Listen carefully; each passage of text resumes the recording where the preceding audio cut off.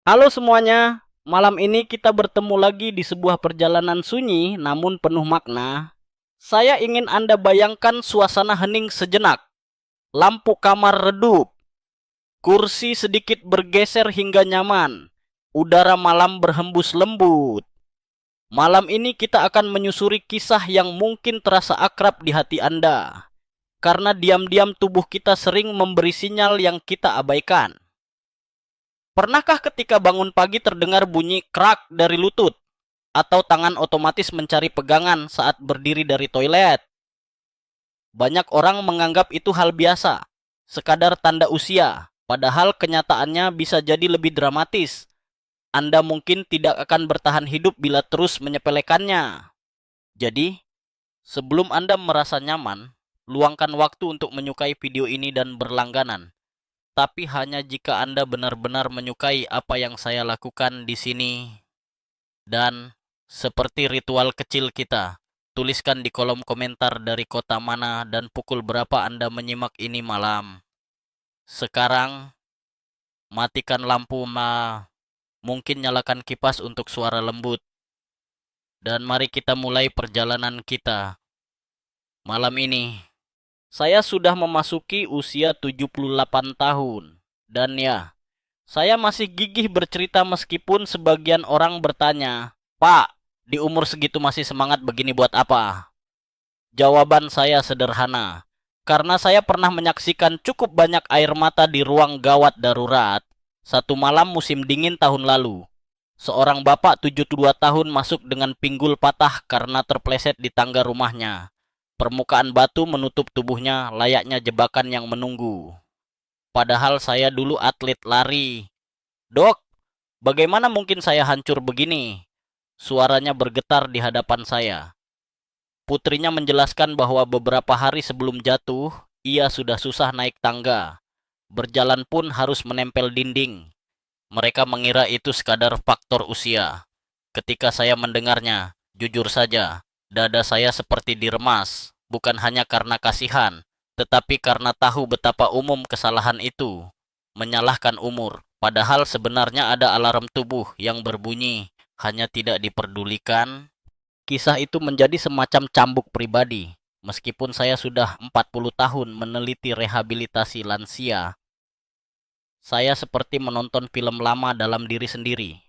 Saya menolak nyeri kecil di lutut, enggan memakai tongkat, merasa masih kuat menimba ember, sampai akhirnya lutut bengkak selama seminggu. Itu membuat saya sadar, semua teori yang saya tulis harus dapat dijalani dengan tubuh sendiri. Kalau tidak, maka apa gunanya? Faktanya, sejak usia 25, otot kita berkurang sekitar 1% per tahun. Angka itu kedengarannya kecil, seperti setetes kopi di cangkir besar, tetapi bayangkan 40 tahun berjalan. Cangkir itu perlahan kosong. Lebih menakutkan, otot kaki menyusut 3 kali lebih cepat dibandingkan otot lengan. Suatu pagi Anda masih bisa memanjat tangga bidi, lalu beberapa bulan kemudian menyerah di anak tangga kedua. Saya pernah bercanda ke pasien. Kaki kita ini kayak jaringan wifi di rumah. Awalnya sinyal kuat, semua cerah benderang. Lama-lama, tiap sudut rumah ada area blank spot. Dan di sanalah kita jatuh. Ada salah kaprah besar masyarakat menyangka otot yang hilang berarti titik akhir. Padahal, penelitian baru menyingkap sisi ajaib otot. Sel-sel otot menyimpan memori gerakan. Ibarat memori lagu lama yang tubuh tak pernah lupa. Saya jadi teringat seorang pasien. Dahulu tukang kayu, yang lama berhenti bergerak karena stroke ringan. Begitu ia mulai menggerakkan jari tangannya, keterampilan lamanya seperti merembes kembali, pelan namun konsisten. Itu bukti bahwa otot punya semacam hard disk internal. Namun, di titik ini saya sering mendapat pertanyaan sinis. "Ah dok, masa bisa kembali ke tenaga muda? Jangan menghibur diri berlebihan." Nah, inilah ranah debat akademis yang masih terbuka. Seberapa jauh memori otot mampu bertahan? Ada kubu yang berpendapat degradasi saraf motorik membuat memori itu tak berguna. Ada juga kubu lain dan saya ikut di dalamnya, yang percaya bahwa dengan preskripsi rangsangan yang tepat, otot bahkan di usia 80-an masih mampu memanggil ulang sebagian energi mudanya. Saya mengalaminya sendiri, bisa menaiki bukit bersama cucu tanpa ngos-ngosan. Tentu, perjalanan saya tidak hanya di lorong penelitian atau ruang perawatan. Ada episode kecil penuh kebijaksanaan di usia tua. Misalnya, suatu sore saya menonton tetangga, kakek 85 tahun, yang setiap sore berkeliling halaman rumah dengan tongkat.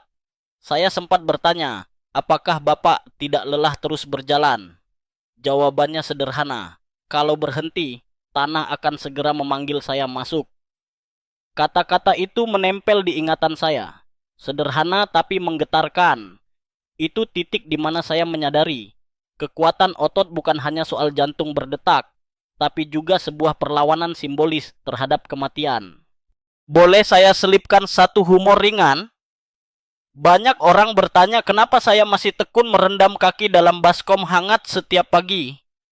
Saya jawab, karena kaki saya tidak bisa ikut sauna berlangganan seperti artis. Jadi ya baskom plastik pun cukup. Kadang humor receh semacam itu membuat pasien lebih mau mengikuti instruksi ketimbang tabel grafik otot. Menariknya, di sebuah jurnal medis internasional, pernah dibahas fakta aneh ternyata simpanan inti sel otot pada hewan beku, disimpan bertahun-tahun di laboratorium, tetap bisa diaktifkan setelah disuntikan rangsangan listrik. Bayangkan, sel otot yang lama beku pun masih mau bangkit jika diingatkan. Kalau sel dalam peti es pun bisa kembali. Mengapa kita yang masih hidup segar bugar menyerah begitu gampang? Jadi, malam ini saya ingin Anda memahami pesan pertama. Sinyal kecil tubuh bukanlah sekadar keluhan sepele. Itu bisa jadi pintu menuju tragedi, tapi juga bisa jadi pintu menuju kebangkitan. Jangan ulangi kesalahan keluarga pasien saya yang menyesal terlambat. Kita akan melangkah bersama, perlahan tetapi pasti. Menggali metode yang anehnya sering tidak diajarkan dokter di rumah sakit modern sekalipun, tentu perjalanan kita masih panjang. Kalau barusan saja sudah membuat Anda sedikit tercekat, tenang saja, di bagian berikutnya saya akan mulai membongkar rahasia yang terdengar seperti mitos, tetapi sebenarnya terbukti. Memori otot. Bagaimana mungkin tubuh masih bisa belajar ulang bahkan setelah puluhan tahun? Ya, kita akan masuk ke dunia itu dengan bumbu cerita nyata, analogi yang kocak, dan beberapa data ilmiah yang saya campur seperti seorang barista meracik kopi di kafe. Untuk sekarang, pegang dulu satu kalimat ini. Jangan pernah anggap bunyi krek di lutut sebagai tanda biasa. Itu alarm, dan alarm tidak pernah bunyi tanpa alasan. Tubuh kita adalah mesin yang aneh. Di satu sisi ia sangat tangguh, mampu bertahan dari jatuh, pukulan, bahkan sakit hati karena ditinggal mantan. Namun di sisi lain, tubuh juga rapuh, perlahan lapuk sejak usia 25 tahun, tanpa tanda fanfarenya sendiri. Saya sering tertawa getir saat membaca laporan penelitian yang menyatakan setiap tahun manusia kehilangan 1% massa otot. Bagaimana peneliti bisa menyebut angka itu dengan santai? Bagi saya, setiap persen itu adalah kursi tangga tambahan yang tiba-tiba terasa mustahil didaki. Atau kardus beras yang dulu sekali angkat, kini harus pakai bantalan pinggang. Problem terbesar ternyata bukan di lengan. Justru kaki kita, penopang yang paling kita andalkan, yang lebih cepat rontok. 3 kali lipat degradasinya. Jadi jangan heran kalau banyak orang masih kuat mengangkat galon air tetapi sudah ngos-ngosan naik tangga. Kaki kita ibarat akun ponsel lama yang diam-diam kehabisan kuota lebih dulu, padahal fungsinya vital. Saya pernah berkata pada murid-murid muda di rumah sakit, kalau kalian ingin tahu nasib seseorang di masa senja, jangan lihat otot bisepnya, lihat betisnya. Ada pasien yang masih bisa mengangkat dumbbell 5 kg dengan santai. Namun untuk sekadar berdiri dari kursi makan pun harus ditarik. Itulah paradoks. Yang kecil, seringkali justru yang paling menentukan. Namun, di tengah cerita muram ini ada satu keajaiban. Dunia ilmu pengetahuan memberi nama indah, muscle memory. Otot menyimpan pengalaman. Bayangkan, Anda belajar naik sepeda saat masih bocah, 30 tahun tanpa mengayuh pun, begitu Anda naik, tubuh otomatis menyesuaikan. Itu bukan hanya kerja otak atau keseimbangan telinga dalam. Otot juga punya memori. Setiap pergerakan, setiap tambahan inti sel yang terbentuk saat latihan, tersimpan layaknya catatan di arsip tua. Ada teori yang kerap saya kutip, begitu inti sel otot bertambah, ia tidak pernah berkurang. Bahkan bila otot mengecil, inti itu seperti karyawan yang tetap terdaftar di perusahaan meskipun kantornya tutup sementara. Jadi saat rehab dibuka lagi, mereka langsung bekerja tanpa perlu perekrutan panjang. Inilah sebabnya, seseorang yang pernah rajin olahraga di masa muda lebih cepat bangkit setelah berhenti lama dibanding mereka yang tidak pernah mengangkat apapun kecuali remote televisi. Sekali waktu ada pasien, nenek berumur 70-an, yang mengaku belum pernah olahraga. Ia menghabiskan masa mudanya di dapur, merawat anak, tanpa sempat olahraga formal. Saya tak punya memori otot, dok, katanya. Saya hanya tersenyum, lalu memberi beberapa gerakan sederhana. Hasilnya mengejutkan. Dalam 8 minggu, progresnya melampaui perkiraan. Itu membuktikan, meski cadangan memori lama tidak banyak, tubuh tetap menyimpan kemampuan regenerasi. Bagi saya, tubuh ini lebih bijak daripada kita sang pemiliknya. Tentu saja, ada kelompok akademisi yang menolak istilah muscle memory karena menurut mereka itu lebih tepat disebut penyesuaian neuromuskular. Perdebatan ini panjang dan seringkali berakhir memusingkan mahasiswa. Saya biasanya menengahi dengan sedikit humor. Sebagaimana ingatan mantan, otot juga bisa pura-pura lupa. Tapi sekali tersentuh lagu lama, dia spontan terpicu. Pasien biasanya lebih paham lewat gurauan itu ketimbang definisi ilmiah. Nah, mengenai analogi tadi, saya pernah bilang otot muda seperti mesin mobil sport. Injak gas sedikit langsung meraung kencang. Sebaliknya, otot tua seperti lokomotif tua harus dipanaskan perlahan sebelum bisa melaju. Banyak pasien ingin melawan penuaan dengan olahraga keras tiba-tiba, seperti memaksa lokomotif tua sprint seperti mobil formula. Alhasil, mereka malah cedera, lutut bengkak, bahkan urat robek. Maka saya selalu tekankan, keajaiban memori otot hanya bisa dipanggil kalau pendekatannya sesuai, yakni dengan pemanasan bertahap, gerakan kecil yang konsisten. Dan tentu, ada cerita aneh-aneh yang membuat saya geli. Pernah seorang pasien bersikeras mengangkat barbel berat hanya karena melihat cucunya bisa melakukan itu. Keesokan harinya dia datang dengan keluhan kikir sendi. Saya katakan, "Pak, otot Anda memang punya memori. Namun bukan berarti mereka punya akun premium untuk skip iklan usia." Ia tertawa, sembari mengakui bahwa tubuh perlu pendekatan penuh kasih, bukan ego. Kebijaksanaan usia lanjut lain yang saya pelajari justru dari seorang kakek Korea yang menginspirasi saya dulu. Ia berkata, "Kaki yang saya latih 10 menit sehari di masa pensiun membuat saya terus bisa pergi ke pasar hingga sekarang." Itu bukan sekadar pengalaman pribadi, tetapi bukti bahwa gerakan kecil yang dilakukan konsisten jauh lebih berharga ketimbang semangat menggebu sesaat. Apa makna besar dari semua ini? Bahwa penuaan otot bukanlah hukuman mutlak. Ia adalah undangan untuk kembali mengingat tubuh, membangkitkan memori lama. Kedengarannya spiritual? Ya, mungkin terdengar begitu. Tetapi bukankah tubuh dan jiwa memang selalu interoperasi satu sama lain? Fakta menarik lain, sedikit di luar jalur, pernah saya baca di jurnal fisiologi hewan. Tikus yang pernah diberi tugas treadmill di laboratorium lebih lama bertahan dari kelemahan otot di usia senja dibanding tikus malas. Bahkan ketika mereka dipaksa berhenti berlari selama berbulan-bulan. Sewaktu treadmill diaktifkan kembali, mereka jauh lebih cepat menyesuaikan. Aneh ya. Bahkan tikus pun lebih pandai menjaga investasi otot daripada sebagian manusia. Jadi, narasi yang sedang kita rajut ini jelas bukan tipuan motivasi murahan. Seperti surat cinta masa lalu yang tak pernah dibakar benar-benar.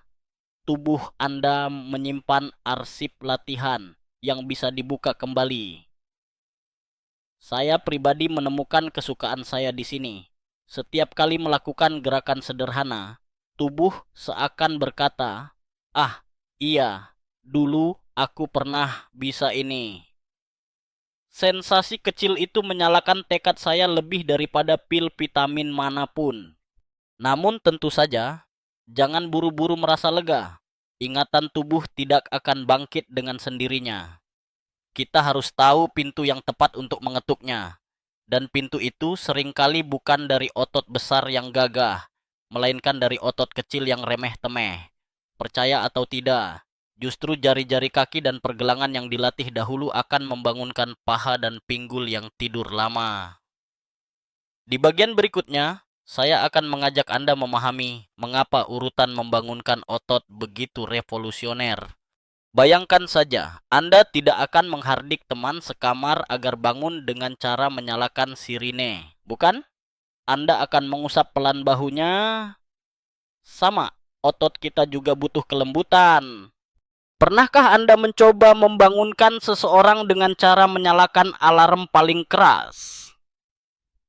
Biasanya hasilnya bukan kebangkitan yang damai, melainkan bentakan kesal dan wajah sebal. Nah, itulah kesalahan yang selama puluhan tahun terjadi di dunia latihan otot. Kita, atau tepatnya para pelatih mainstream, selalu memaksa tubuh untuk mengaktifkan otot besar dulu. Squat dengan beban berat, leg press dengan tumpukan besi, atau push up bertubi-tubi. Teori klasik berkata, latih otot besar, maka otot kecil otomatis ikut terlatih. Sayangnya, teori itu hanya berlaku di usia muda. Pada usia senja, prinsipnya bisa terbalik seperti kaos terbalik tanpa sadar. Itulah yang saya sebut revolusi urutan aktivasi otot kecil ke besar. Saya menemukan ide ini bukan dari seminar mahal, tapi dari momen sederhana. Sore-sore, saya perhatikan seorang nenek tetangga yang setiap pagi mempermainkan jari kakinya di kursi. Ia memelintir, memutar, mengangkat ibu jari, lalu berdiri. Dari situ saya perhatikan, dia kuat menapaki tangga meski tubuhnya mungil dan renta. Sedangkan pasien saya yang rajin squat justru gampang oleng. Penasaran? Saya mulai uji coba. Hasilnya, pasien yang memulai dengan otot kecil, terutama di sekitar kaki dan pergelangan, cenderung mengalami lonjakan kekuatan lebih besar ketika beralih ke latihan paha. Analogi terbaik datang dari orkestra. Jika drum, si otot besar dimainkan lebih dulu tanpa biola kecil siap sedia, harmoni menjadi ricuh. Tetapi jika biola si mungil sudah terlebih dahulu menyesuaikan nada, maka drum bisa menggema megah. Otot kecil, itulah instrumen pembuka. Mari saya tunjukkan contoh gerakan sederhana. Duduklah di kursi yang kokoh, angkat kaki sedikit lalu putar pergelangan searah jarum jam 10 kali. Kemudian berlawanan arah 10 kali lagi. Lalu, fokuskan perhatian pada jari-jari kaki. Bayangkan Anda menulis nama panggilan favorit Anda di udara. Orang-orang tertawa ketika saya suruh menggambar huruf dengan kaki. Dok, ini seperti kelas TK. Namun 3 minggu kemudian, mereka berkata, Dok, saya lebih gampang naik tangga sekarang. Siapa sangka huruf yang ditulis di udara bisa mengubah nasib keseharian. Saya pernah menyampaikan ini pada kolega di konferensi. Sebagian mengangkat alis. Tidak mungkin hanya jari kaki bisa memengaruhi paha. Debat akademis pun panas. Sebagian menuduh saya terlalu simplistik. Saya hanya menjawab santai. Mungkin kalian terlalu sibuk mengangkat barbel sampai lupa menatap ke bawah. Padahal kita semua ditopang kaki, bukan pundak.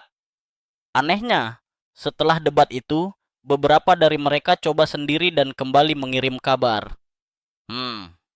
Ternyata teori Anda lumayan. Betis saya lebih kuat. Begitulah, kadang revolusi lahir dari hal-hal yang disangka remeh. Kisah kebijaksanaan usia tua muncul lagi dalam bentuk lain. Seorang kakek 82 tahun bilang kepada saya, "Di umur ini, saya tidak butuh tubuh bak binaragawan. Cukup bisa ambil kendi air sendiri." Sebuah pernyataan sederhana yang justru menghadirkan jati diri dari latihan kecil. Inti dari semuanya bukan memamerkan otot di cermin, tapi menjaga kemandirian. Saya ulangi, kemandirian adalah kemewahan baru di usia senja. Sebagai bumbu cerita yang lebih aneh, saya pernah membaca catatan antropologi tentang masyarakat pedalaman yang masih aktif di usia lanjut. Mereka punya ritual harian, memutar pergelangan kaki sambil bernyanyi. Pada awalnya saya pikir itu gerakan mistis, semacam tarian. Namun ternyata fungsinya murni fisiologis. Mereka melatih otot kecil lebih dahulu. Jadi, bukannya ilmu modern yang menemukan itu, justru tradisi kuno sudah lebih dulu melakukannya. Saya seakan ingin tertawa sendiri betapa sering kita mengejek ritual kampung. Padahal tubuh mereka justru lebih tahan lama dibandingkan kita yang dikelilingi fitness center. Untuk sedikit humor, saya pernah menyuruh pasien menulis huruf dengan jari kaki. Dia malah menulis tolong, lalu mengirim foto pada cucunya. Katanya ingin membuktikan masih bisa SMS manual pakai jari kaki. Saya terpingkal, tetapi justru cara unik itu membuat latihan jadi rutin baginya. Inilah pelajaran. Semakin kreatif, semakin disiplin kita menjalani. Sekarang, mari pahami alasannya. Aktivasi otot kecil, seperti di sekitar pergelangan, mengantarkan sinyal ke saraf dan kapiler. Aliran darah meningkat, neuron motorik lebih terjaga. Begitu paha kemudian diminta berkontraksi, jaringannya sudah siap. Tidak lagi kaget seperti dibangunkan pukulan gong. Dan efek jangka panjangnya, data eksperimen saya menunjukkan hingga 43% peningkatan kekuatan paha dibanding sistem lama. Artinya, dengan waktu sama, hasilnya triple. Fakta samping yang menarik, banyak hewan besar, seperti kuda, justru punya refleks awal di kaki ketika bersiap melompat. Ujung kaki mereka tidak pernah pasif. Biomekanika memastikan kecil yang lebih dulu membangunkan besar. Sama seperti kita. Jika Anda sedang mendengarkan sambil mungkin meregangkan kaki di kursi, coba sekarang goyangkan jari-jari kaki. Tidak perlu malu.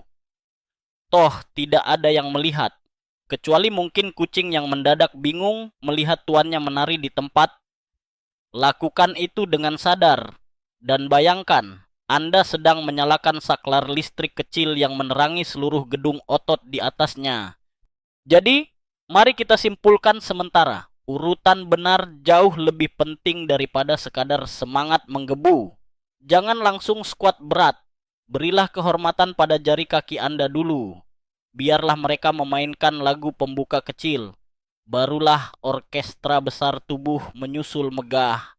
Di bagian berikutnya, saya akan ceritakan sebuah resep praktis yang mungkin lebih menyenangkan dari sekadar putaran pergelangan. Ritual hangat yang mengaktifkan tubuh dari ujung kaki. Sekaligus bonus terapi menenangkan pikiran. Kalau saya menyebutnya spa budget versi lansia, Anda jangan tertawa karena keajaibannya kadang lebih manjur daripada tiket spa hotel. Sekarang, coba bayangkan. Tubuh Anda sebagai rangkaian saklar lampu, dan jari-jari itu adalah tombolnya. Tekanlah pelan-pelan. Lalu kita melangkah ke bab baru, panas yang membangunkan dingin. Ada saatnya, otot kita tidak hanya perlu digerakkan, tetapi juga disapa dengan kehangatan. Saya menyebutnya ritual aktivasi hangat. Saat saya masih aktif di rumah sakit, banyak pasien merasa heran kenapa saya meminta mereka merendam kaki setiap pagi sebelum latihan. "Dok, Ini terapi atau ritual spa? Tanya salah satu pasien sambil terkekeh. Saya jawab dengan serius namun tenang. Ini spa versi hemat, tapi efeknya seringkali lebih kuat dari mesin gym canggih. Perhatikan ini. Suhu tubuh memengaruhi elastisitas jaringan. Otot dingin ibarat karet gelang yang baru diambil dari freezer, tegang dan mudah putus bal. Sedangkan otot hangat lentur, siap untuk diajak menari. Itulah sebabnya saya menyarankan air hangat sekitar 38-40 derajat Celcius. Bukan lebih. Hangat yang terasa nyaman di pergelangan tangan. Bukan panas yang membuat Anda melompat. 5 menit saja cukup untuk menyalakan boiler internal. Saya sendiri punya kebiasaan. Setiap pagi memegang jam waker tua sambil merendam kaki. Kadang saya iseng menambahkan rebusan jahe atau irisan jeruk nipis. Bukan karena alasan ilmiah besar, tapi karena aromanya membuat saya lebih rileks. Setiap kali saya bercerita soal itu di depan pasien, ada saja yang tertawa. Dok, saya takut kaki saya malah jadi bahan wedang. Nah, humor receh seperti itu sering membuat suasana latihan lebih menyenangkan. Dan justru, orang jadi lebih tekun melakukannya. Setelah 5 menit, kaki diangkat, dikeringkan dengan penuh kesabaran. Jangan biarkan basah menempel karena suhu kulit bisa turun drastis. Nah, momen itulah saat paling tepat untuk stimulasi jari kaki. Mulailah dengan pijatan kecil, sentuh ibu jari, tekan lembut, lalu beralih ke jari lainnya. Anggap saja Anda sedang menyalakan piano mini. Banyak pasien merasa geli, tapi lama-lama terbiasa. Terapi hangat bukan hanya soal otot, perasaan juga ikut tergerak. Saya pernah melihat pasien yang semula murung karena merasa tubuhnya lemah, mulai tertawa ringan hanya gara-gara sesi rendam kaki. Aroma hangat membuat ia sejenak lupa rasa sakit. Saya menyebutnya efek placebo positif, sebuah bonus dari ritual sederhana ini. Dan jangan salah, placebo bukan berarti bohong. Ia bagian dari kekuatan psikosomatik tubuh. Setelah kehangatan mulai menyebar, saatnya latihan sederhana, wall push up modifikasi. Banyak orang salah paham, mengira push up pasti untuk otot lengan. Padahal, modifikasi ini justru menyalakan otot betis dan paha. Caranya, berdirilah sejauh 1 lengan dari dinding. Letakkan kedua telapak tangan di tembok, condongkan tubuh, lalu tekan dinding perlahan sambil berdiri di ujung jari kaki. Rasakan otot betis mencoba menahan. Jika muncul sedikit tremor, itu bukan tanda gagal, melainkan tanda jaringan otot sedang tersadar dari tidur panjangnya. Saya biasanya mengatakan, kalau kaki Anda bergetar, bukan berarti lemah. Itu seperti lampu neon tua yang berkedip saat pertama menyala. Sabar, nanti ia akan terang penuh. Analogi ini membuat pasien lega, karena sebagian besar cenderung malu saat tubuhnya gemetar. Ada pula aspek kebijaksanaan usia lanjut yang ingin saya bagi di sini. Seorang kakek berumur 79 tahun selalu memulai hari dengan ritual hangat. Ia bilang, "Saya memperlakukan kaki saya seperti cucu saya, disapa dulu, baru diajak bermain." Kata-katanya sederhana namun bermakna. Perlakuan lembut kepada tubuh sendiri akan membuat kita lebih sabar menjalani proses latihan. Sedikit fakta aneh yang saya suka sebutkan di kelas. Di Jepang ada tradisi ashyu, yaitu rendam kaki bersama di kolam umum. Bukan spa eksklusif, tetapi kolam kecil di pinggir jalan. Orang-orang duduk, bercakap, sambil merendam kaki air panas. Itu budaya sekaligus fisiologi yang menyatu. Lucunya, pernah ada turis asing yang tidak tahu aturan. Ia malah masuk ke kolam dengan seluruh tubuh. Jadinya panik massal, padahal fungsinya memang khusus kaki. Saya ceritakan ini agar pasien senyum, tapi sekaligus belajar. Kaki sering dianggap remeh, padahal pusat kehidupan sehari-hari. Sekarang, perlu diingat soal durasi. Jangan berlama-lama. 10 menit lebih, apalagi dengan air terlalu panas, bisa membuat pembuluh darah melebar mendadak, menyebabkan pusing. Ada pasien saya yang dulu semangat berlebihan, rendam kaki 25 menit. Akhirnya ia malah berdiri oleng. Jadi, batas adalah bentuk kasih pada tubuh, bukan pembatasan kejam. Bagian paling penting dari latihan ini bukan pada lamanya menahan, melainkan frekuensi. Lebih baik melakukan 3 kali 5 detik dengan penuh fokus daripada 1 kali setengah menit sambil melamun. Saya sering bilang, otot tidak mau nonton film panjang. Ia hanya suka iklan singkat tapi sering diulang. Kebijaksanaan ini jadi nyata di kehidupan seorang nenek 76 tahun di klinik saya. Ia hanya sanggup 5 detik berdiri di ujung kaki. 3 kali. Awalnya ia kecewa, merasa tidak ada peningkatan. Tetapi 2 minggu kemudian ia sadar bisa naik tangga tanpa menahan napas. Dok, ternyata latihan secuil itu hebat juga, katanya sambil tertawa. Sekali lagi, ini menegaskan satu poin. Tubuh tua bukan membutuhkan intensitas, melainkan konsistensi. Bukan kekerasan, melainkan kehangatan. Sama persis seperti orang tua sendiri di rumah. Mereka jarang meminta hadiah besar, melainkan perhatian kecil setiap hari. Nah, mari sisipkan sedikit humor. Suatu kali saya pernah mencoba ritual ini di rumah teman. Setelah sesi, ia berseru, "Wah, rasanya kaki saya hidup lagi." Saya balas, "Baguslah, kalau tidak hidup, kita perlu panggil dukun." Seketika semua tertawa, dan dari situ justru banyak teman yang ikut coba. Kadang satu lelucon membuat metode sederhana jadi populer. Jadi, selamat. Anda sudah tahu langkah berikutnya. Panaskan dulu, aktifkan jari, hidupkan betis dan paha dengan bantuan dinding.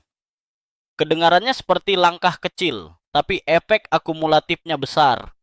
Namun jangan lupa, semua latihan ini masih bagian dari sistem lebih besar. Sebab otot adalah mesin, dan mesin butuh bahan bakar. Kalau aliran bensin tersumbat, sebagus apapun gerakannya, tenaga tidak keluar. Jadi di bagian mendatang saya akan membuka rahasia lain. Mengapa sirkulasi darah yang kadang tidak kita rasakan bermasalah adalah kunci sebenarnya kesehatan otot. Singkatnya, hangatkan tubuh, angkat ujung jari, nikmati tremor sebagai tanda awal kehidupan kembali. Di balik layar, Anda sedang menyiapkan panggung besar bagi darah mengalir lebih lancar. Kalau otot adalah mesin, maka darah adalah oli sekaligus bahan bakar yang membuat mesin itu berbunyi halus. Percuma punya piston yang baru dipoles kalau jalur oli macet. Begitulah tubuh kita, sekeras apapun Anda melatih otot. Jika darah tidak mengalir lancar, hasilnya akan setengah hati.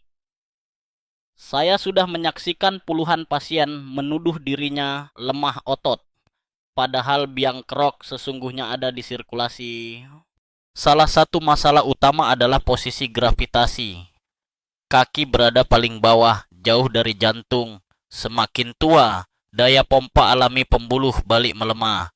Maka tidak aneh kalau keluhan berat di betis atau kaki mudah bengkak sering muncul. Banyak orang menyepelekan ini, menganggap hanya efek berdiri lama atau makan terlalu asin. Padahal itu tanda awal bahwa darah tidak lagi mengalir sesuai semestinya. Saya pernah periksa seorang bapak, 74 tahun. Ia mengeluh sulit berjalan, merasa ototnya rapuh. Setelah dicek, ternyata aliran darah ke betisnya turun drastis. Dalam medis kami menamai itu intermittent claudication. Kalau diterjemahkan sederhana, darah macet di tengah jalan dan betis protes dengan rasa nyeri. Kasus ini sering menipu, dianggap sekadar kelemahan otot, padahal kalau pembuluh sudah menyempit 70%, naik setengah tangga pun langsung ngos-ngosan. Disinilah saya mencetus 3 tahap membersihkan jalan raya darah. Mudah, gratis, tapi menakjubkan efeknya. Tahap pertama, pompa pergelangan kaki. Caranya duduk di kursi, tumit tetap menempel lantai, lalu angkat jari-jarinya ke atas, tahan 5 detik, turunkan perlahan, ulang ratusan kali secara santai. Jangan kaget kalau betis sedikit tegang, itulah tanda otot depan kaki ikut menekan vena, membantu darah naik ke jantung.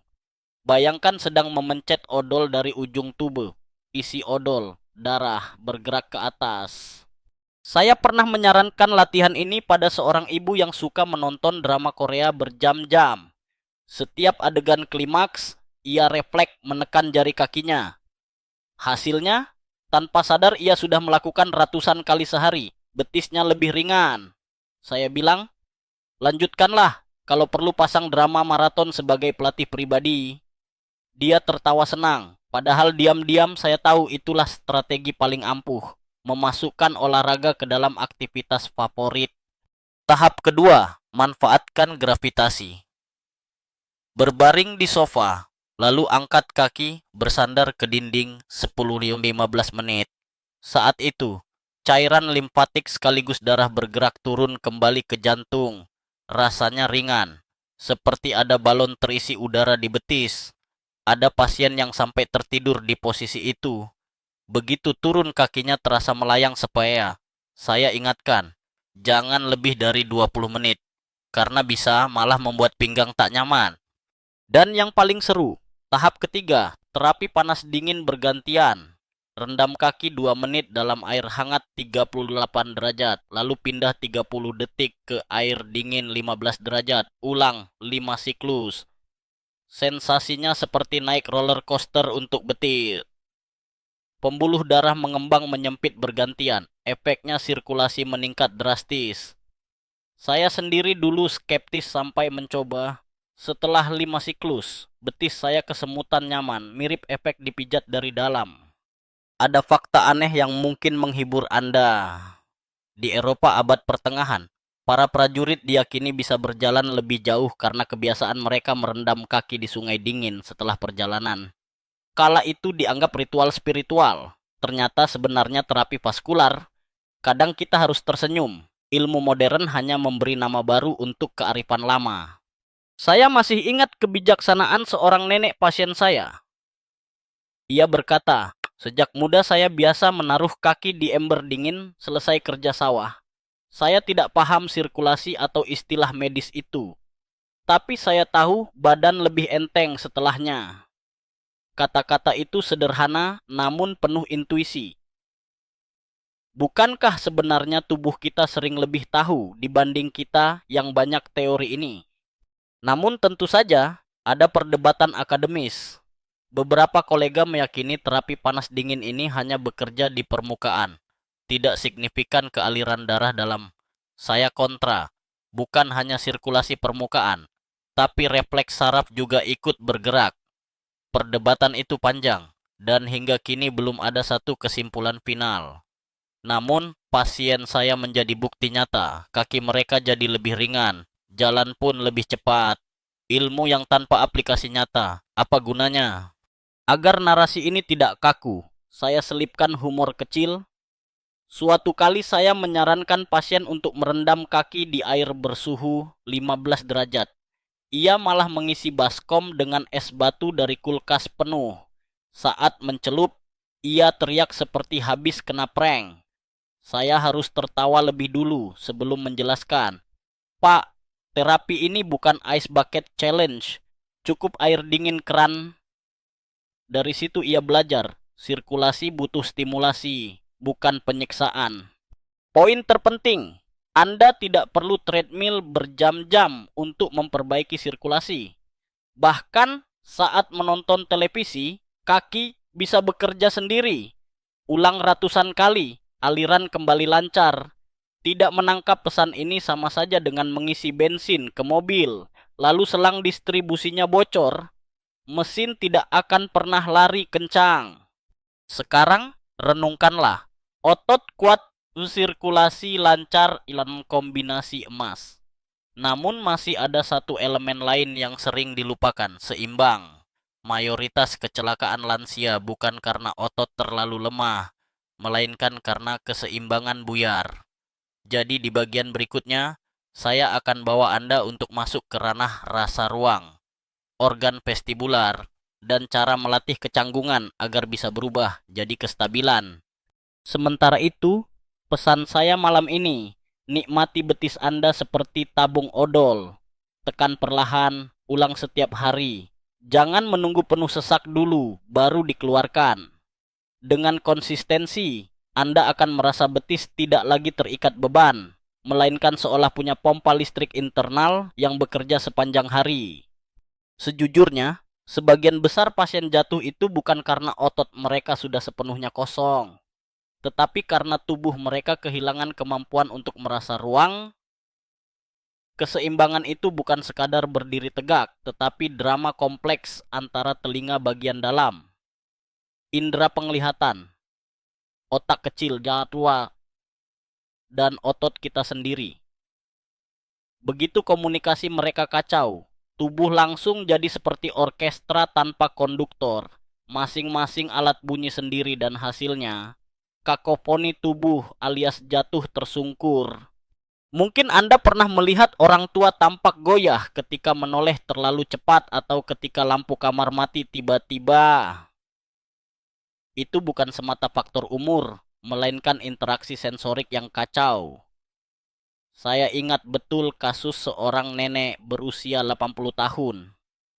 Ia masih tangguh memanggul tas belanja, tetapi di lorong rumah yang redup ia mudah terjatuh. Setelah diuji, betapa mengagetkan penglihatan, pendengaran, dan otot sebenarnya masih relatif baik. Masalahnya, sistem keseimbangan internalnya seperti kabel wifi yang nyambung ke router beda lantai, sering delay. Itulah alasan saya mengembangkan program sederhana yang saya sebut latihan integrasi sensorik. Dasarnya mudah, ciptakan kekacauan kecil, lalu biarkan otak belajar rekoordinasi. Jangan takut, ini bukan kekacauan rumah tangga, melainkan desain latihan yang disengaja. Langkah pertama, berdiri dengan satu kaki. Tangan boleh dibuka ke samping seperti sayap ayam. 5 detik saja dulu. Jangan khawatir jika terasa oleng, itu normal. Lalu tambah jadi 10 detik, 20 detik. Saya selalu menekankan, jangan pamer. Kalau butuh pegangan, siapkan kursi di samping. Rasa aman adalah syarat agar otak berani mengambil risiko mini. Pasien saya dulu sering tersenyum. Dok, saya malu kelihatan seperti burung flamingo di ruang tamu. Saya jawab. Flamingo justru jago berdiri satu kaki sampai berjam-jam. Kenapa kita yang punya otak besar tidak sanggup 1 menit? Humor kecil itu membuat mereka tertawa dan lebih rileks melakukan latihan. Tahap berikutnya, variasikan gangguan. Misalnya, saat berdiri satu kaki, goyangkan tangan ke kiri dan kanan.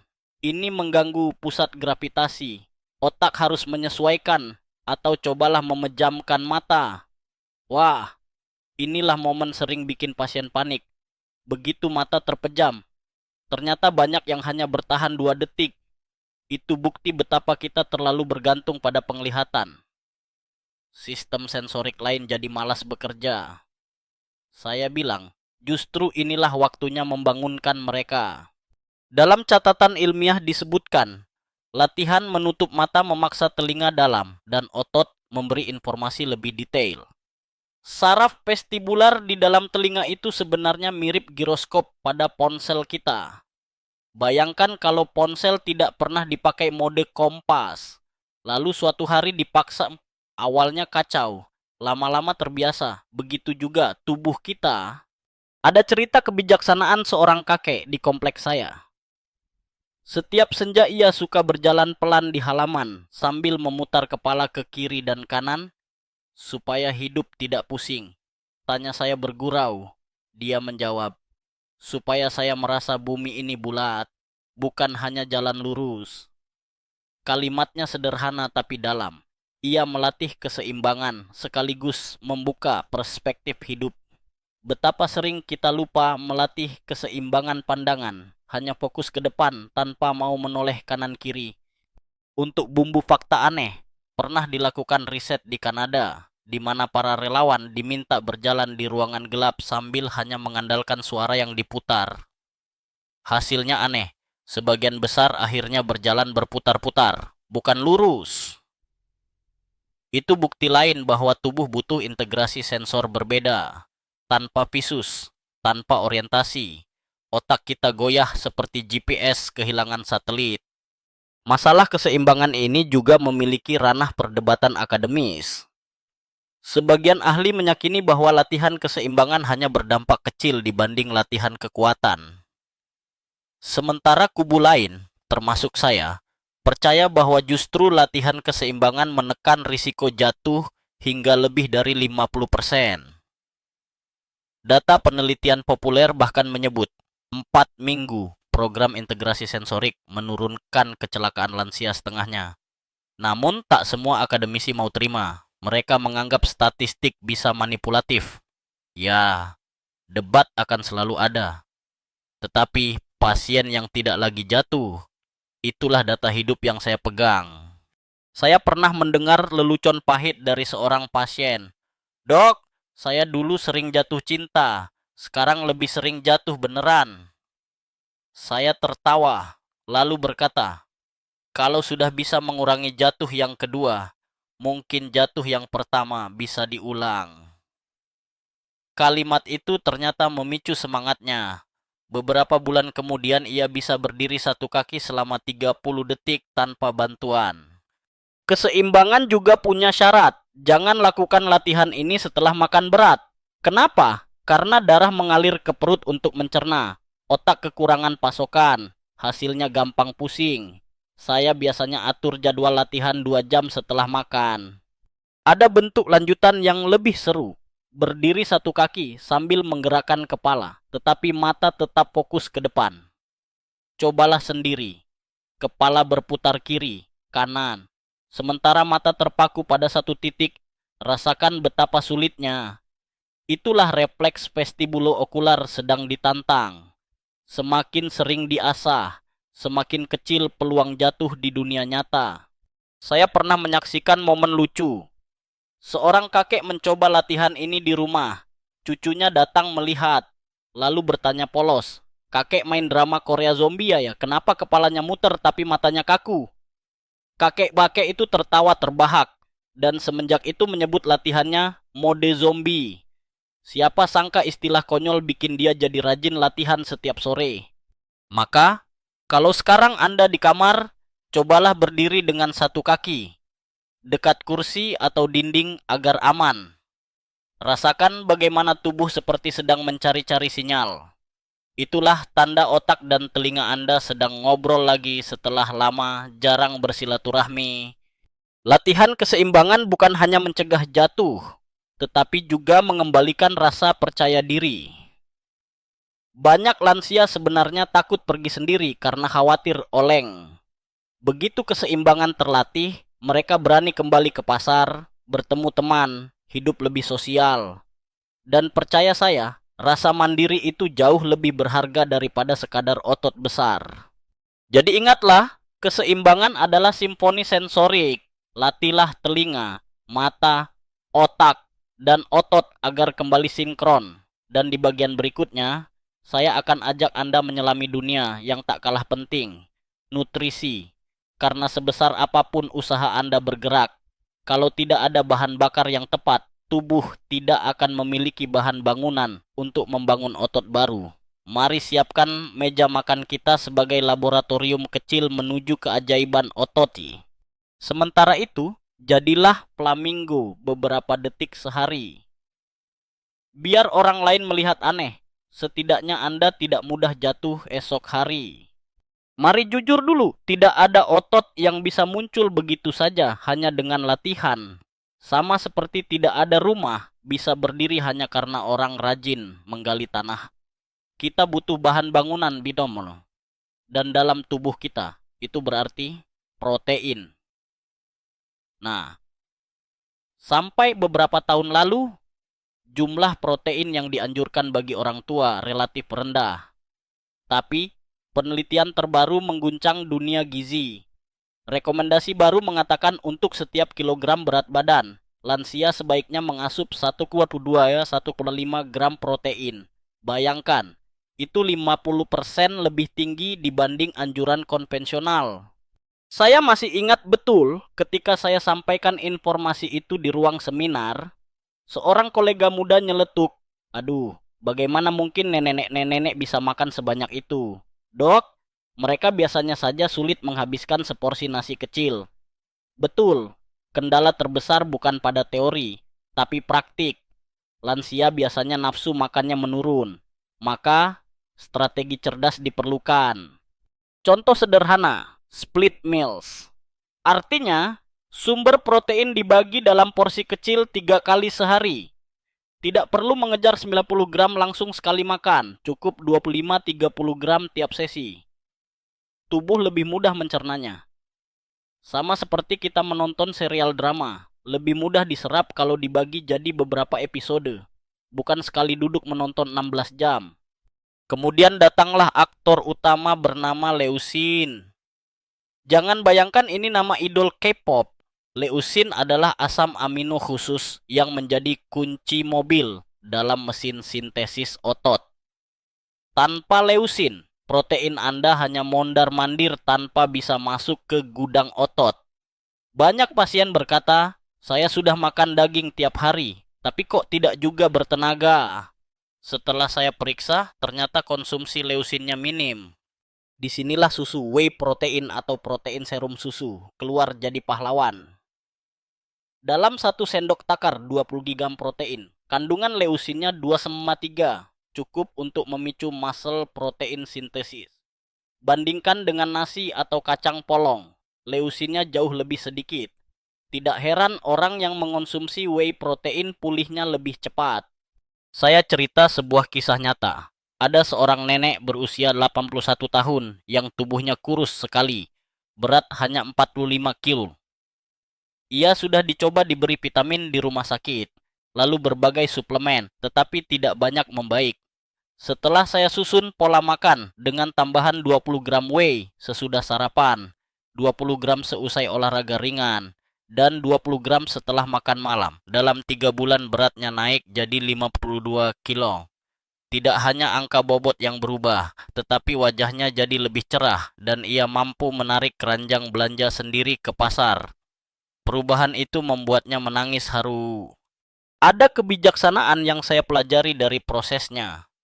Saat saya berkata padanya bahwa kuncinya ternyata leusin, ia menyahut polos. "Jadi dulu saya bukan tidak kuat, hanya belum punya kunci pintu." Kalimat sederhana itu menusuk. Betul sekali, tanpa kunci. Sehebat apapun rumah penuh barang, kita tidak bisa masuk memanfaatkannya. Saya juga suka membagi fakta aneh. Di Amerika Latin ada tradisi minum air rebusan jagung dengan susu setiap pagi. Awalnya itu sekadar kultur. Ternyata ahli gizi menemukan campuran itu menyediakan leusin yang lumayan tinggi. Lagi-lagi, kearifan tradisi menjawab kebutuhan fisiologis tubuh jauh sebelum laboratorium modern. Namun tentu tidak semua akademisi sepakat. Ada kelompok yang menganggap suplementasi protein pada lansia berisiko membebani ginjal. Perdebatan ini menghiasi konferensi gizi tiap tahun. Saya berada di kubu yang proporsional. Kalau ginjal sehat, asupan protein tinggi justru menguntungkan. Jadi kuncinya adalah pemeriksaan menyeluruh. Jangan menelan mentah-mentah semua teori. Tetapi jangan pula takut tanpa alasan. Ada pasien yang bertanya, "Dok, apakah saya harus makan ayam rebus hambar tiap hari?" Saya ketawa sambil menjawab, "Tidak usah. Anda bukan binaragawan kompetisi. Protein bisa datang dari telur, ikan, tahu, tempe. Bahkan ada resep lucu. Bubur kacang hijau ditambah 1 scoop whey. Rasanya unik tapi efektif. Perkara lidah, bisa disiasati. Intinya, kandungan nutrisinya terpenuhi." Humor kecil pernah terlontar dari seorang opa sahabat saya. Ia baru tahu soal leusin, lalu bercanda, Jadi selama ini saya bukan kurang cinta, tapi kurang leusin. Sontak kami semua tertawa. Kadang kesehatan memang lebih gampang dicerna jika dibumbui candaan. Ada pelajaran inspiratif juga. Seorang pasangan lansia di Jawa Tengah rutin minum segelas susu whey setelah jalan pagi. Mereka menyebut minuman itu sebagai energi jodoh. Katanya, kami bertahan bukan cuma karena cinta lama, tapi karena protein baru. Mendengarnya, saya sadar betapa kesehatan seringkali soal kebersamaan. Nutrisi bukan sekadar bilangan gram, tapi ritual yang dibagi berdua. Bagi Anda yang ingin mempraktikkan, patuhi juga waktu emas anabolic window, yakni 30 menit setelah latihan ringan. Tubuh seperti spons kering, siap menyerap nutrisi lebih maksimal. Kalau Anda membukanya dengan protein, hasilnya jauh lebih optimal. Sesudah latihan tanpa asupan, sayang sekali, efeknya hilang separuh. Satu hal lagi, jangan menelan sekaligus 50 gram protein di satu waktu. Tubuh seperti restoran kecil, kapasitas dapurnya terbatas. Lebih dari 30 gram sekaligus biasanya hanya akan menambah antrean di toilet, bukan di otot. Karena itu, cicil 3 kali. Sekarang, mari tarik napas dalam. Sudah kita bahas otot, sirkulasi, keseimbangan, dan nutrisi. Namun, masih ada satu dimensi yang sering kita lupakan, tidur. Percaya atau tidak, semua usaha Anda bisa runtuh hanya karena satu malam tidak bisa terlelap. Karena saat Anda tidur, hormon pertumbuhan bekerja. Bayangkan betapa konyolnya. Kita berjuang setengah mati seharian, lalu kita potong jalur pemulihan itu di malam hari karena insomnia. Jadi, di bagian berikutnya, saya akan menemani Anda menyiapkan ritual tidur dan manajemen stres. Tidak hanya agar Anda pulas, tetapi juga agar protein dan latihan tadi masuk ke fase regenerasi sesungguhnya. Anggap saja ini bab tempat tidur emas bagi otot-otot Anda yang sudah lama bekerja keras. Untuk sekarang, ingat mantranya, protein tanpa leusin, hanyalah pesta tanpa kue ulang tahun. Cari kuncinya, buka pintu otot itu, dan jangan lupa menikmatinya dengan sedikit humor agar perjalanan tidak terasa berat. Sekarang kita menyentuh dimensi yang paling sering disepelekan, tidur. Banyak orang menganggap tidur hanya waktu off tubuh. Padahal justru di sanalah konser regenerasi besar dimulai. Waktu istirahat itu ibarat bengkel tengah malam tempat seluruh mesin tubuh dibawa untuk diperbaiki. Bila tidur kacau, maka seluruh latihan, seluruh protein, seluruh perjuangan mandiri Anda bisa terbuang seperti listrik mati mendadak saat sedang menonton final drama. Mari saya bagi 3 langkah inti yang selama bertahun-tahun terbukti paling manjur dalam program saya. Saya menyebutnya ritual tidur emas 3 langkah, sederhana tetapi ampuh. Langkah pertama adalah mengatur suhu tubuh. 2 jam sebelum tidur, mandilah dengan air hangat, bukan mandi kilat, tetapi mandi yang memberi rasa rileks. Suhu hangat akan menaikkan temperatur inti. Begitu keluar dari kamar mandi, tubuh pelan-pelan mendingin dan momentum turun. Inilah yang memanggil ngantuk alami. Kemudian, pastikan kamar Anda berada pada suhu 18-20 derajat Celcius. Tidak perlu fanatik memakai AC dingin seperti di negara kutub. Cukup sejuk lembut. Saya selalu bilang setelah beri tubuh alasan untuk menyelimuti dirinya sendiri. Langkah kedua adalah melawan cahaya biru. Ini adalah musuh baru kita di zaman ponsel. Mata kita punya sensor cahaya yang mengendalikan hormon melatonin. Bila sensor ini terus-terusan dihajar cahaya biru dari ponsel atau televisi malam-malam, maka otak kita mengira masih siang. Hasilnya tentu saja, susah tidur. Saya sering menggoda pasien. Cahaya biru itu seperti mantan, tampak indah sesaat, tapi bikin susah move on. Maka di klinik saya sarankan lampu redup, hangat kekuningan setelah jam 8 malam. Kalau malas, gunakan lampu tidur sederhana atau lilin aromaterapi. Langkah ketiga adalah menetralkan pikiran. Saya selalu menyarankan ritual 3 rasa syukur sebelum tidur. Duduk sejenak, ambil napas, lalu pikirkan 3 hal kecil saja yang berjalan baik hari itu. Mungkin sesederhana, tadi nasi goreng enak, atau cucu sempat menelpon. Kedengarannya sepele, tapi efeknya hormon kortisol sang biang stres perlahan turun. Dan disitulah pintu tidur terbuka. Banyak pasien awalnya mencibir, "Ah, syukur-syukur itu buat orang religi." Tapi setelah mencoba, mereka sendiri heran kenapa pikiran jadi tenang lebih cepat. Saya ingat seorang pasien bernama Pak Budi, 84 tahun, yang sudah 20 tahun bermusuhan dengan bantal. Maksimal, ia hanya bisa tidur 3 jam. Setelah menjalankan 3 ritual itu, mandi hangat, matikan lampu biru, dan syukur kecil, ajaibnya hanya 3 minggu, kemudian ia sudah mampu tidur 7 jam penuh. Ia datang membawa senyum. Katanya, "Ternyata bukan bantal saya yang keras, tapi kepala saya sendiri." Ada pula kebijaksanaan yang saya kutip dari seorang nenek berusia 86 tahun. Ia berkata, "Kalau ingin tidur, jangan pikirkan siapa yang membuatmu marah, pikirkan siapa yang membuatmu tertawa." Petuah sederhana, tapi hingga kini saya pakai bahkan untuk diri saya sendiri. Fakta aneh, ada penelitian lucu di Eropa yang menunjukkan orang dengan jam tidur cukup cenderung memilih makanan sehat keesokan harinya. Sementara yang tidur kurang justru lebih rakus mengincar donat. Jadi tidur baik bukan hanya memperbaiki otot, tapi juga mengatur selera makan. Nah, ada juga perdebatan akademis seru.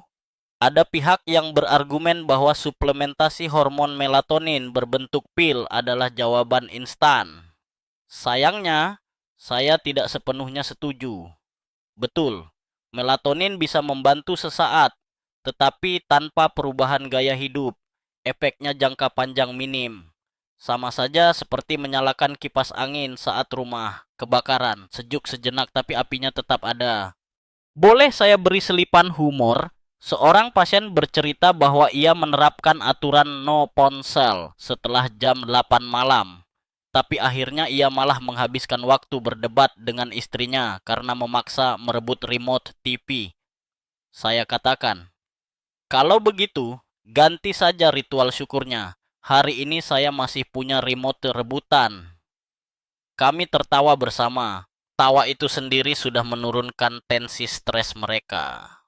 Hal penting lain, olahraga ringan di siang atau sore hari juga membantu tidur nyenyak. Jangan olahraga berat mendekati jam tidur, karena tubuh akan masih terlalu panas dan hormon adrenalin masih tinggi.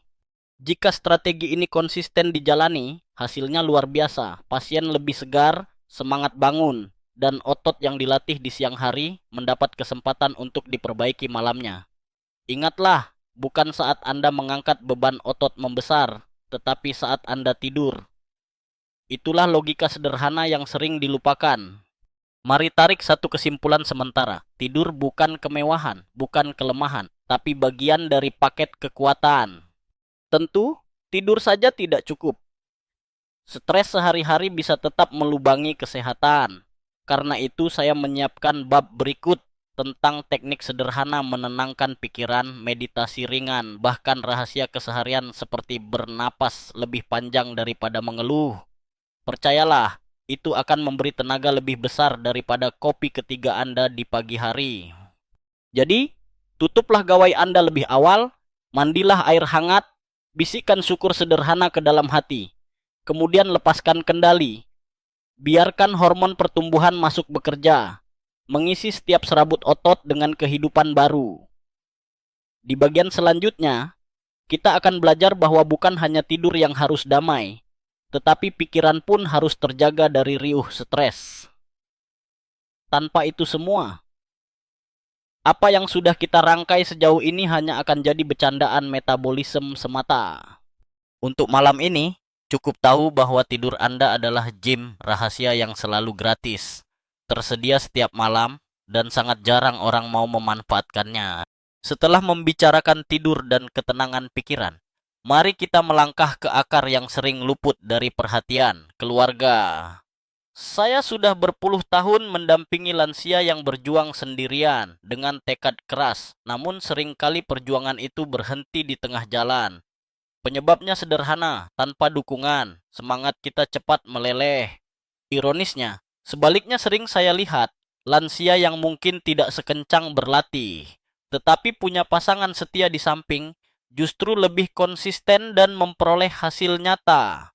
Mari saya ceritakan kisah inspiratif pasangan suami istri di usia 70-an yang ikut program saya. Sang suami rajin jalan pagi, tetapi acuh pada makan sehat. Sang istri pintar masak dengan gizi lengkap, tetapi ogah diajak bergerak.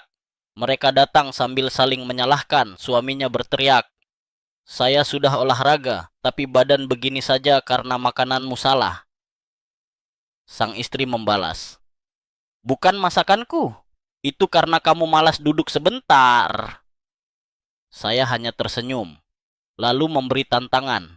Mulai besok, kalian harus menjadi kopelatih satu sama lain. Suami jadi tim check out gizi, istri jadi tim pengawas gerak.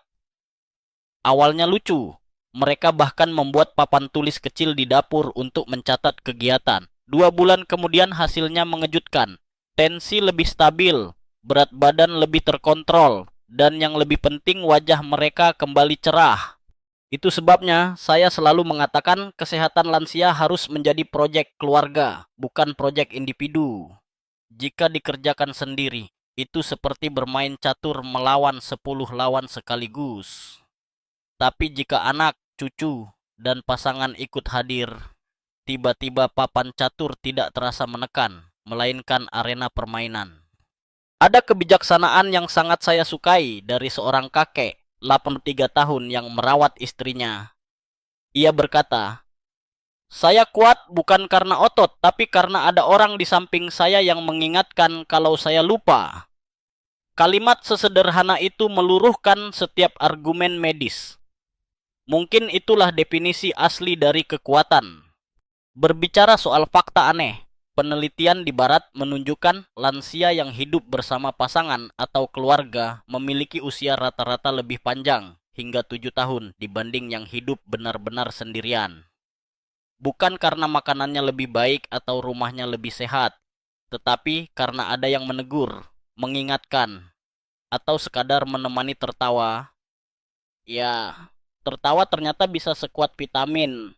Ada satu kali perdebatan akademis yang menarik, di mana seorang kolega mengatakan, faktor keluarga tidak bisa dihitung sebagai variabel medis. Saya tak setuju. Saya bilang, kalau tawa anak cucu bisa menurunkan kortisol hingga 40%, apakah itu tidak medis? Kadang dunia ilmu lupa bahwa tubuh bukan sekadar kumpulan jaringan, melainkan makhluk sosial. Saya juga ingat seorang cucu yang menegur lembut neneknya saat hendak menyerah berolahraga. "Nenek, kalau kamu sakit, siapa yang bakal masak sup favorit aku?" Nenek itu pun nyengir dan kembali berdiri. Lelucon polos dari cucu ternyata lebih efektif daripada resep panjang dari saya. Coba bayangkan membentuk sistem. Tiap minggu keluarga berkumpul, menimbang berat badan, mengukur tekanan darah, lalu menempel stiker bintang di papan. Kedengarannya seperti program sekolah dasar, bukan? Tetapi justru cara sederhana itu yang membuat para lansia lebih bersemangat. Ada yang mengaku menunggu-nunggu rapor kesehatan mingguan untuk bersaing sehat dengan pasangannya. Humor manis pernah terjadi ketika seorang opa oma saya minta bikin jargon tim. Mereka pilih nama tim rempong. Alasannya, supaya kami selalu ingat bahwa kalau rempong bersama-sama rasanya jadi lucu, bukan beban. Seluruh cucu ikut memanggil mereka begitu, dan setiap latihan jadi penuh tawa. Sebenarnya, ada efek praktis besar lain dari keluarga, deteksi dini. Banyak masalah medis datang tiba-tiba, tapi anggota keluarga kerap sudah menebak lebih dulu lewat rasa aneh yang mereka lihat. Ada kasus di mana seorang istri menyelamatkan suami yang mendadak pusing. Ia langsung mengenali wajahnya lebih pucat dari biasa dan segera bawa ke rumah sakit. Ternyata gula darah turun drastis. Itu membuktikan mata orang yang mencintai kita kadang jadi alat diagnostik yang lebih tajam dari mesin canggih. Tidak hanya pasangan, cucu-cucu muda juga punya peran luar biasa. Saya pernah menyarankan agar latihan sederhana dilakukan sambil ditemani cucu. Hasilnya, banyak opa-oma berubah, lebih disiplin. Kalau cucu bersorak, ayo lagi, kek. Mana tega mereka menolak. Saya bahkan melihat keluarga membuat lomba, siapa tahan paling lama berdiri satu kaki. Tahu siapa menang? Si cucu 7 tahun tentu saja. Tapi hadiahnya diberikan ke opa, karena katanya opa sudah berani ikut lomba. Di balik permainan, ada pelajaran besar yang tertanam.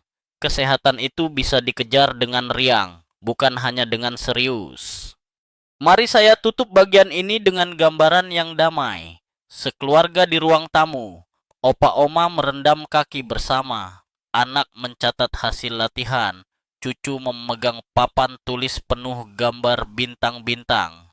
Disitulah kesehatan tidak lagi terasa proyek pribadi melelahkan, melainkan pesta kecil tiap minggu. Maka, renungkanlah saat kita bicara menjaga tubuh. Jangan hanya bayangkan satu orang berpeluh sendirian. Bayangkanlah harmoni keluarga, di mana setiap anggota memberi energi, jadi alarm, jadi penyemangat. Otot kita memang milik individu, tetapi semangat seringkali milik bersama.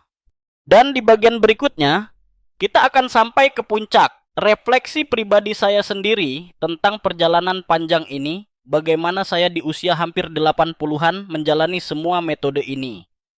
Dan kisah pasien-pasien yang menjadi bukti hidup bahwa usia hanyalah angka yang bisa ditertawakan.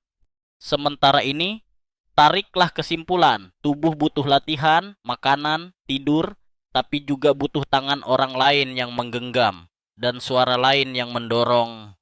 Kini tibalah kita di panggung terakhir perjalanan panjang ini, refleksi pribadi. Banyak dari Anda mungkin bertanya, ya dok, tapi apakah semua teori, latihan, nutrisi, dan ritual itu benar-benar bisa dijalani seorang lansia? Maka, izinkan saya buka buku harian saya sendiri. Saya berusia 78 tahun, dan jujur, kadang saat bercermin saya seolah melihat seorang pemuda bersemangat yang terperangkap dalam kakek berkeriput. Setiap pagi jam 6, alarm tua saya berbunyi, bukan dering ponsel, tetapi alarm mekanik yang sudah berkarat bunyinya seperti ayam parau. Dan saya langsung melakukan ritual kecil. Rendam kaki dalam baskom. Gerakan jari-jari kaki seperti menulis nama cucu-cucu saya di udara. Lalu lanjut berdiri menekan tembok, wall push up modifikasi yang sudah saya ceritakan. Itu berlangsung hanya 15 menit, tetapi saya menganggapnya investasi emas. Setelah itu, segelas air hangat ditambah 1 scoop protein whey menjadi ritual saya. Terkadang saya menambahkan pisang, entah kenapa rasanya membuat pagi jadi lebih ramah. Di titik itulah saya sering tersenyum. Siapa sangka saya menjalani pola makan layaknya anak muda modern. Padahal saya kuno dalam banyak hal. Tapi tubuh saya menyambutnya seperti tamu lama akhirnya pulang. Saya juga ingin Anda tahu, saya bukan penceramah di mimbar yang hanya tahu teori. 13 tahun lalu, lutut saya pernah nyaris menyeret saya menuju operasi karena kartilago menipis parah. Dokter ortopedi berkata, operasi adalah pilihan terbaik. Namun hati saya resah. Saya memutuskan untuk mencoba dulu gerakan aktivasi kecil, sirkulasi pembersihan, tidur ketat, dan nutrisi penuh leusin. 6 bulan kemudian, saya tidak hanya berjalan tanpa tongkat, tetapi bahkan mendaki bukit kecil bersama cucu. Dokter itu tercengang melihat hasil MRI. Otot sekitar lutut memperkuat sendi seakan memberi pelindung hidup. Bukan sulap, bukan manipulasi, hanya konsisten menjalankan hal-hal kecil. Ada satu kebijaksanaan mendalam yang saya pelajari dari perjalanan ini. Tubuh kita selalu ingin berpihak pada kita. Itulah beda dengan benda lifeless. Mesin bisa macet dan tidak akan pernah pulih. Sedangkan tubuh, selama Anda memberi sinyal dan bahan bakar yang benar, ia senantiasa ingin kembali ke keseimbangan. Itu rahasia terdalam fisiologi yang jarang diucapkan. Tubuh sedang berdialog dengan niat kita setiap saat. Saya masih ingat kisah seorang pasien, Pak Karim, 83 tahun, yang awalnya datang dengan tongkat dan wajah letih. Ia berkata, "Saya ingin setidaknya bisa memegang tangan cucu saya saat jalan, tanpa takut jatuh." Targetnya sederhana, tidak muluk. Kami jalani program perlahan, aktivasi kecil, pembersihan sirkulasi, tambahan protein, kemudian latihan keseimbangan mode flamingo. 6 bulan kemudian saya melihatnya datang ke klinik tanpa tongkat, menggandeng cucunya sambil tersenyum. Itu bukan hanya kesembuhan otot, tapi juga kemenangan batin. Saya merasa lebih bahagia daripada saat pertama kali menangani pasien 40 tahun lalu. Ada juga kisah tragikomik Pak Suroso, pasien 86 tahun. Ia mula-mula sinis. Setiap kali saya suruh rendam kaki, ia berkata, "Ah, ini hanya jadi sop kaki kambing." Tetapi setelah 3 bulan, ia sendiri mengakui kakinya lebih ringan. Bahkan mengajak istrinya ikut. Ia tersenyum geli sambil berkata, "Niat awal saya hanya ingin membuktikan dokter salah. Ternyata yang salah keyakinan saya sendiri." Itu bukti, kita tidak perlu keyakinan penuh di awal. Cukup komitmen mencoba. Di tingkat akademis, saya masih sering diajak debat. Apakah semua ini benar-benar bisa memutar balik usia biologis? Saya menjawab jujur, tidak, usia tetap berjalan. Tetapi kualitas setiap hari bisa dilipat gandakan. Anda tidak bisa menghentikan jarum jam, tetapi Anda bisa membuat waktu yang tersisa lebih bernyawa. Itulah makna sejati dari semua metode ini. Sebagai fakta aneh penutup, ada studi di Eropa yang menunjukkan bahwa bahkan lansia berusia 90-an bila tetap melatih kaki dan mengambil whey protein, masih bisa menambah massa otot nyata. Saya gunakan studi itu sebagai pembakar semangat. Jadi jika ada yang berkata, "Saya sudah terlalu tua untuk ini," saya hanya balas, "Ah, tubuh Anda mungkin tua, tapi otot Anda masih diam. Diam menunggu undangan pesta." Anda mungkin bertanya, apa humor yang saya gunakan untuk diri sendiri agar tetap konsisten? Saya kadang berkata pada lutut saya, "Hei, kalian tidak boleh cuti hari ini. Soalnya cucu mau jalan-jalan." Tubuh saya mungkin tidak mendengar kata-kata itu secara literal. Tapi entah bagaimana, selalu terasa sedikit lebih ringan setelah saya bercanda. Sekarang, mari saya sarikan kebijaksanaan saya pribadi. Konsistensi kecil setiap hari mengalahkan semangat meledak sesekali. Latihan 5 detik, rutin, lebih berarti dibanding olahraga ekstrem yang berakhir di rumah sakit. Menjaga tidur lebih ampuh daripada secangkir kopi tambahan. Menjaga tawa bersama keluarga lebih medis daripada pil pahit penuh efek samping. Dan disinilah kita, di puncak perjalanan. Semua sudah kita uraikan. Tanda bahaya tubuh, memori otot, urutan aktivasi kecil ke besar, kehangatan, sirkulasi, keseimbangan, nutrisi, tidur, stres, dan keluarga. Sekarang saatnya. Di bagian terakhir setelah ini, saya akan melambatkan ritme narasi, merangkum dengan lembut, dan menutup dengan doa agar Anda yang mendengarkan malam ini bisa menyalakan harapan di tubuh sendiri. Karena sungguh, saya percaya usia hanyalah angka di kalender, tetapi semangat adalah tinta yang mewarnai angka itu. Malam ini kita akhirnya sampai pada tepian terakhir narasi panjang yang mungkin membuat Anda merasa seperti baru saja menyusuri jalan berliku, penuh cahaya lampu jalan, kadang meredup, kadang berkilau. Izinkan saya menurunkan tempo, melembutkan kata-kata, hingga suara saya menemani Anda bukan sebagai pengajar, melainkan sebagai kawan duduk bersebelahan.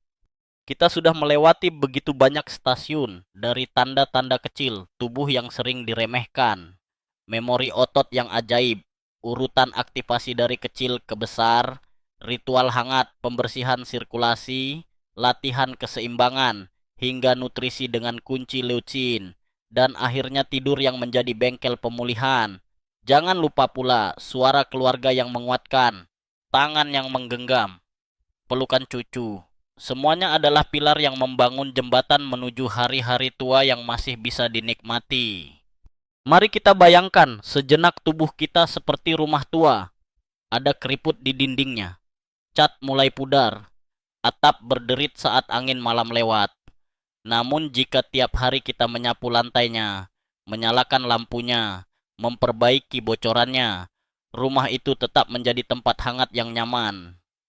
Tubuh kita pun demikian. Ia bukan monumen mati, tetapi rumah hidup bagi jiwa yang selalu ingin menyala. Pudiai.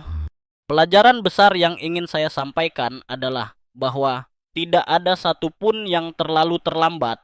Saya sudah menyaksikan pasien berusia 96 tahun yang masih bisa memetik manfaat, bisa tersenyum lebih mudah, bisa berjalan lebih tegap, bisa memeluk cucu dengan tenaga yang baru. Apalah arti usia jika setiap hari masih bisa dilalui dengan kehadiran penuh? Dan bila Anda merasa takut, ingatlah, perubahan tidak datang dari langkah besar. Ia lahir dari gerakan kecil. 5 detik berdiri di ujung jari kaki. 1 mangkuk sup ayam ditambah protein. 1 tawa bersama cucu. 1 doa syukur sebelum tidur. Semua itu, jika dijahit bersama, akan menjadi selimut baru kehidupan Anda. Maka, saat ini, biarkan saya merangkum dengan tenang. Sepanjang perjalanan ini, kita belajar bahwa kesehatan lansia bukan kebetulan, melainkan hasil dari perhatian kecil yang konsisten. Pertama, kenali sinyal tubuh, bunyi sendi, rasa berat di betis, atau kebiasaan berpegangan tembok bukan sekadar tua, tetapi pesan alarm. Kedua, manfaatkan memori otot. Setiap gerakan masa lalu tersimpan, siap dipanggil kembali dengan stimulasi ringan dan konsisten. Mulailah dari otot kecil sebelum memanggil otot besar. Jari kaki adalah saklar yang menyalakan sebuah kota. Ketiga, jangan abaikan sirkulasi. Pompa pergelangan, posisi kaki di dinding, hingga terapi hangat dingin yang sederhana mampu memperlancar aliran darah, membuat betis ringan kembali. Keempat, latih keseimbangan layaknya melatih jiwa. Berdiri 1 kaki, memejamkan mata, memutar kepala sambil fokus. Semua itu mengajak otak kecil, telinga, dan mata berdialog lagi. Kelima, beri otot bahan bakar cerdas, protein lebih tinggi, dengan leusin sebagai kunci utamanya. Dibagi rata sepanjang hari. Jangan lupakan waktu emas. 30 menit setelah latihan adalah pintu terbuka ke sintesis otot. Keenam, rawat tidur sebagai bengkel malam. Atur suhu, jauhi cahaya biru, dan syukuri 3 hal kecil sebelum memejam. Hanya dalam tidur, hormon pertumbuhan memperbaiki otot yang bekerja siang tadi. Ketujuh, jangan berjalan sendirian. Keluarga, anak, cucu, pasangan, mereka cermin, pelatih, bahkan penyelamat diam-diam yang membuat perjalanan ini lebih ringan. Kesehatan di usia lanjut adalah simfoni. Gerakan kecil repetitif adalah nada dasar. Nutrisi adalah melodi. Tidur adalah jeda tenang. Keluarga adalah harmoni. Dan semangat adalah konduktor. Bersama-sama, mereka menciptakan musik kehidupan yang tetap indah, meski dimainkan dengan instrumen tua. Jadi, jangan pernah berkata terlambat.